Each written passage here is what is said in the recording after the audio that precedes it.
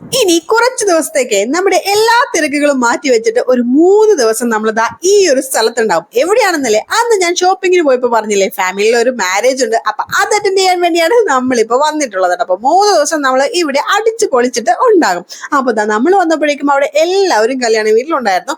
ഇപ്പൊ ഒരു cake cutting ആണ് നടന്നുകൊണ്ടിരിക്കുന്നത്. അതൊക്കെ കഴിഞ്ഞപ്പോഴേക്കും നസ്രിൻ എല്ലാ കുട്ടീസിനും 2 കയ്യിലും മൈലാഞ്ചി ഒക്കെ ഇട്ട് കൊടുത്തപ്പോ അവർക്കും സന്തോഷമായി. അങ്ങനെ നമ്മുടെ ഇന്നത്തെ പരിപാടി ഏകദേശം അവസാനിച്ചിട്ടുണ്ട്. എല്ലാവരും പോയി ഇനി നമുക്ക് പോയി ഒന്ന് സ്വസ്ഥമായിട്ട് ഉറങ്ങണം. നല്ല യാത്രാക്ഷീണമുണ്ട്. അതുകൊണ്ട് ഞങ്ങളും അങ്ങനെ ഉറങ്ങാനുള്ള സെറ്റപ്പിലേക്ക് പോയേട്ടോ. അങ്ങനെ നല്ല സുഖമായിട്ട് കിടന്നുറങ്ങി കേട്ടോ.